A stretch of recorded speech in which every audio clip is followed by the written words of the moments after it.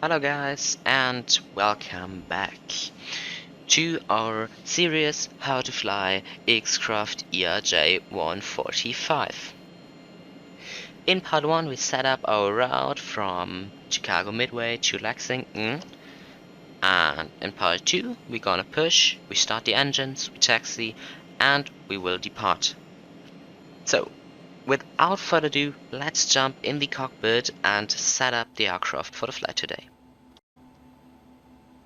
Okay, so go to the overhead again. APU is already started. Turn on the APU bleed. Check the packs are both illuminating. Check the eyes protection if nothing illuminating. Turn on the red beacon. Finger is driving away. Close the door and call the pushback. Push is driving up, you will see it here. There he is. We hear the door closing, we see green, green, green. Green is closed.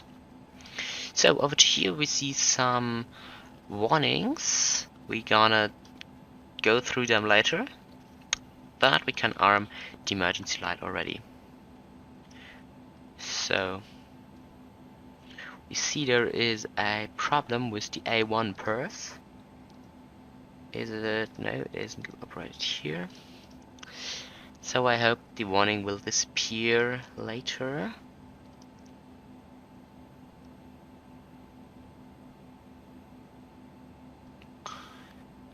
Everything should be fine.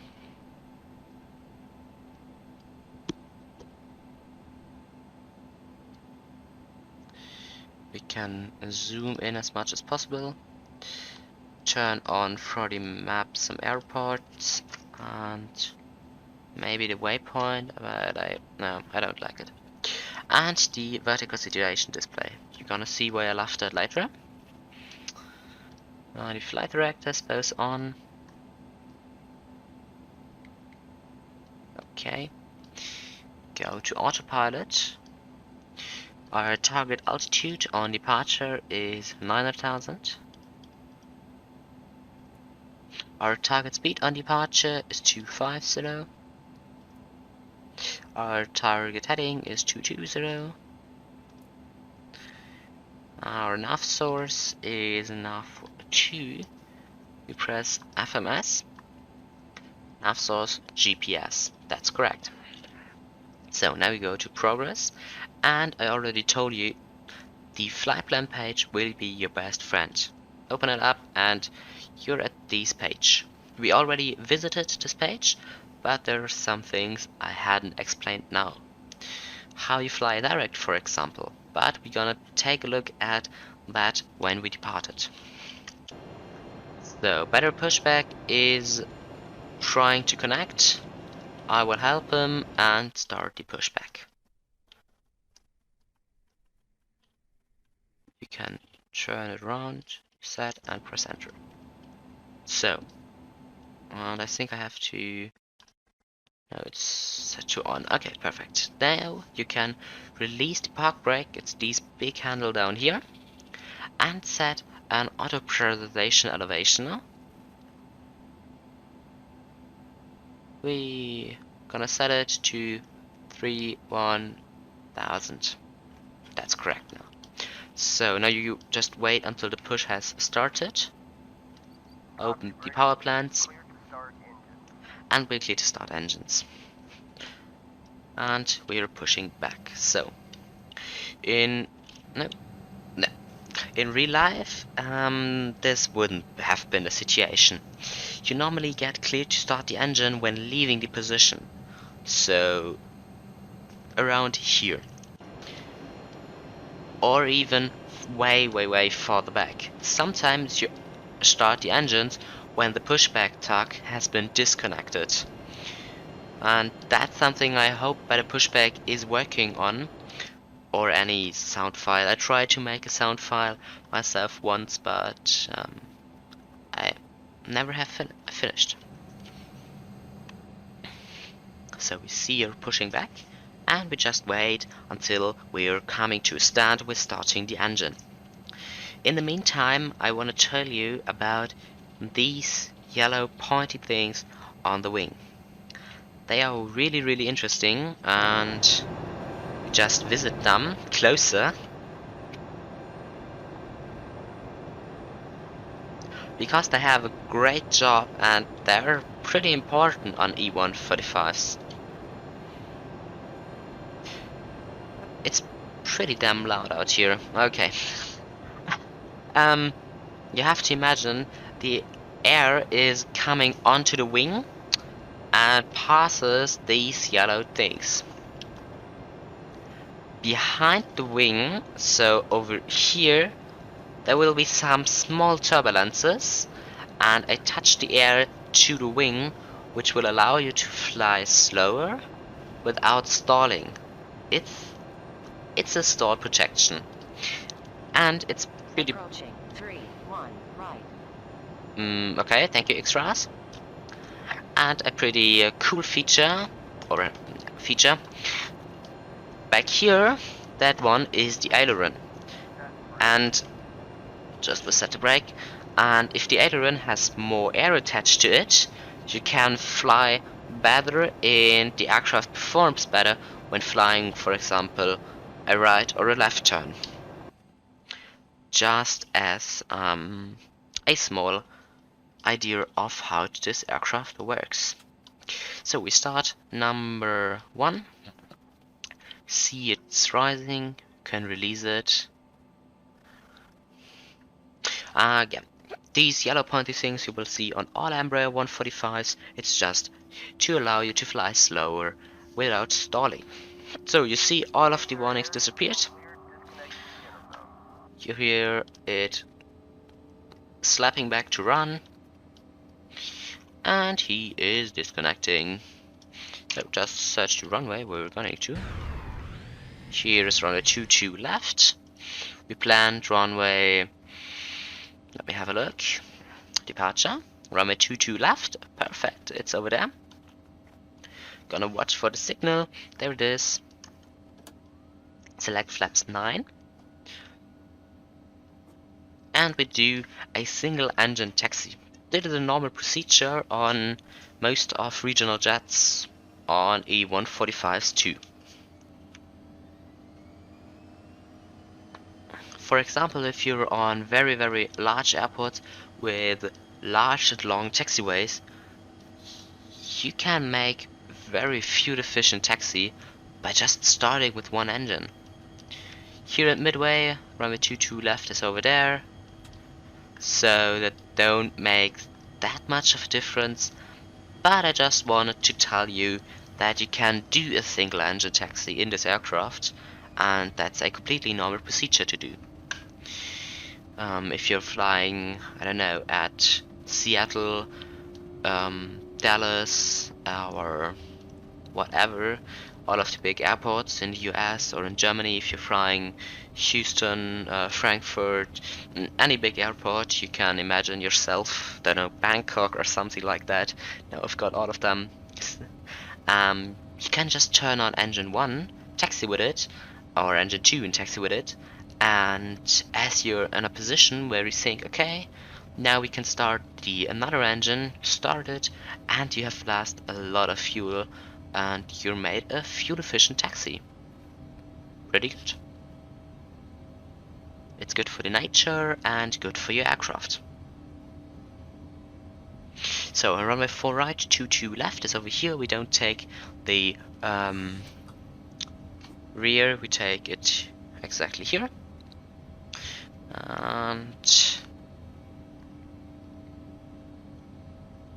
we stop on the holding point so I can tell you some things. Okay, the lights. Taxi light is on. Now we can turn on the strobe light, and the inspection light, that's the light for the engines, or it's called wing light on basically all other aircrafts. So now you can turn on the packs, the blades, turn off the APU. You go to off and say stop. We selected the B pumps. You could also select the A pumps. It's just a backup system. I always fly with B pumps, so I recommend you doing it.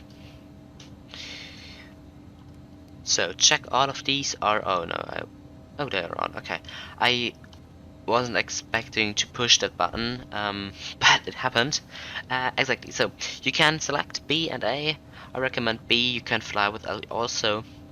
Then you can turn on the landing lights. Inspection light can be off because it's daylight today. The steering light can go to maintain off, that's okay. Everything set up, no thing is illuminating. Transponder I already set to TARA, flaps to 9. We set our cruise altitude. Spoilers are closed. And we just select takeoff.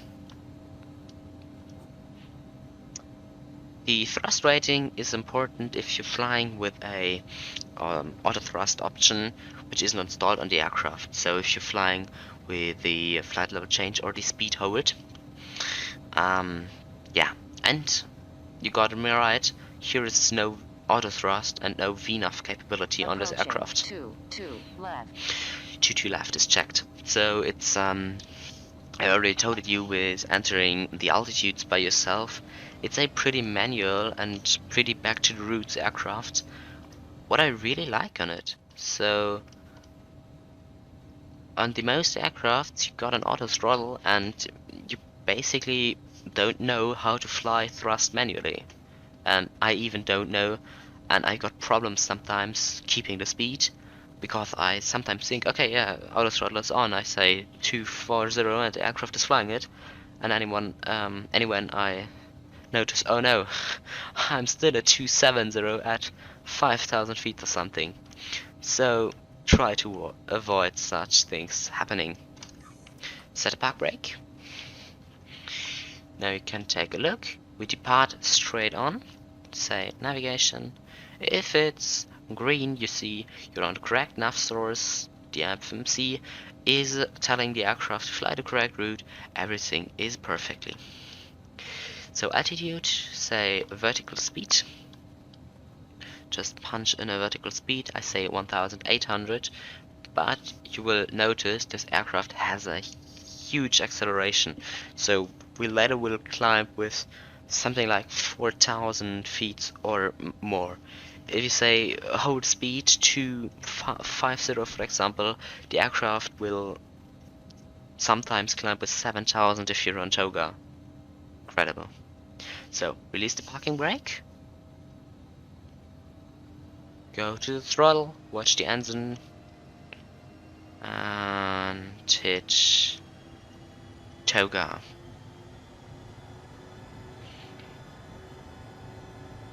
You hear the engines are running stable, you see it on your engine display, see the speed is rising 80 knots and we are accelerating. V1 rotate, you hear the first officer, or in our time, the captain calling. The pilot gear is up.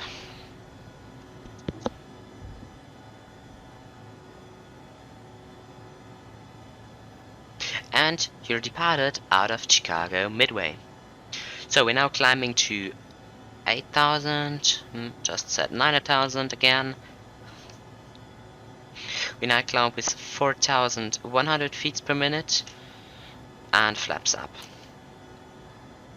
You see down here, if there are 2 dashes, the flaps are in transit, and if it's white you see a number which say you, okay, here I am at this position. Same goes for the spoiler and the landing gear, as you know it from many other aircrafts. So, we select the current and take some speed out of it. And I'm still flying manually.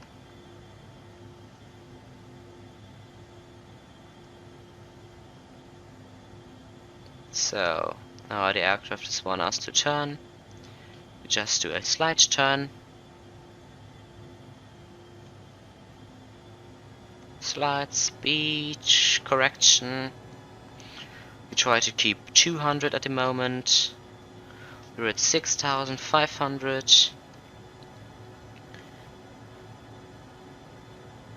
And the aircraft want us to maintain. Can zoom out. Here you see the vertical situation display. You see what you're set and what you're flying. As you know it from, for example, the 737, the other Embraers, and way more other aircrafts which are equipped with a vertical situation display. Okay, we're at 9,000. I enable the autopilot climb, which isn't correct, so you can select a vertical speed with a small downward. But we want to climb now to 310. So we could do it with a vertical speed climb. So we select vertical speed, the aircraft is climbing. We could do it with a flight level change, or, and that's what I will do, we could do it with speed. So speed is trying to keep your speed by adjusting your vertical speed, because the aircraft can control the vertical speed but not the speed. And if you want to climb, and now we zoom in here, we see we're 10 knots too fast.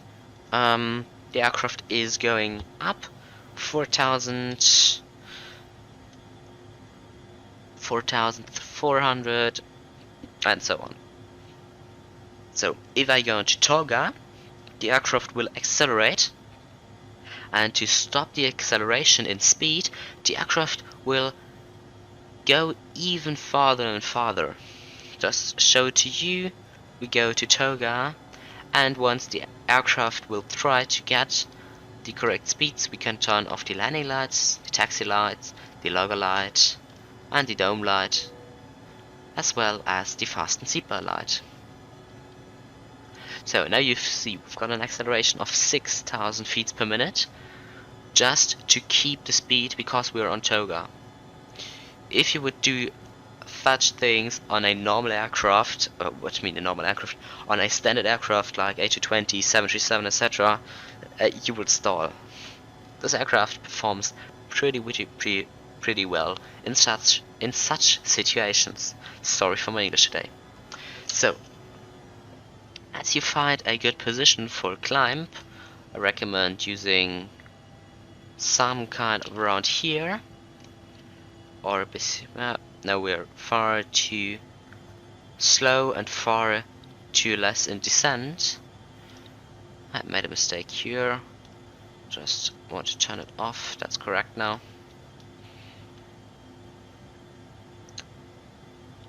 So you can watch it.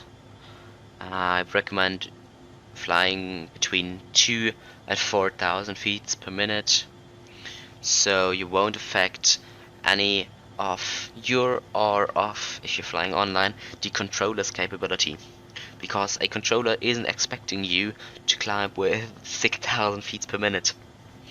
But if you're climbing too fast, he will tell you, can you just make some slower.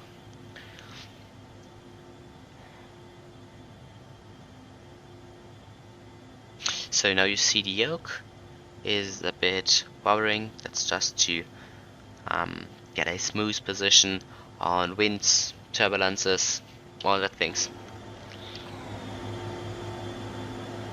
So now the aircraft is doing a turn.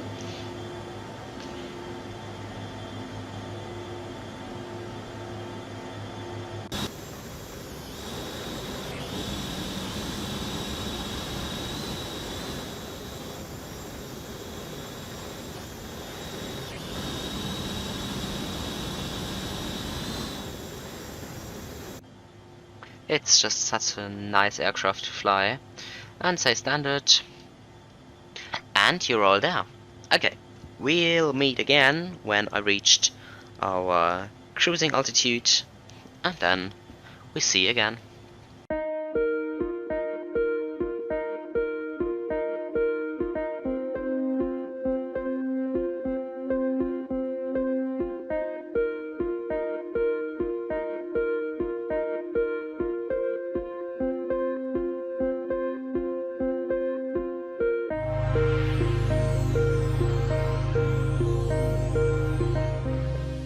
Okay, we now reach 31,000 feet of flight level 310. What we do now is we select con as our thrust rating. We can do now progress and flight plan. If you want to do a direct, for example to ERJ, select the waypoint and press the arrow key. Now you see the text direct executed, which means the direct has been inserted into the aircraft and the aircraft is flying the direct. Now we're flying inbound ERJ. You see it's about 6 minutes to go and about 40 miles. You can adjust the speed during the flight, always pitch, going down and up. And then you can take a look to the arrival, and maybe you will do a direct, or you'll get a direct when flying online to a certain waypoint. That's what I do now. We're gonna fly direct Varza, or Varza, let's call the waypoint Varza. May one of you has a better idea how to pronounce it, but I think Varza or Warza. Yes, I think Warza is correct. Okay. The aircraft is doing a turn. You can click here, get the AVI tab. Just watch your aircraft. Here's Chicago, Indianapolis, Cincinnati, Louisville, and down here, Lexington. So, you could make here the audio panel. Oh, the aircraft is doing some turns. Okay, it's looking good.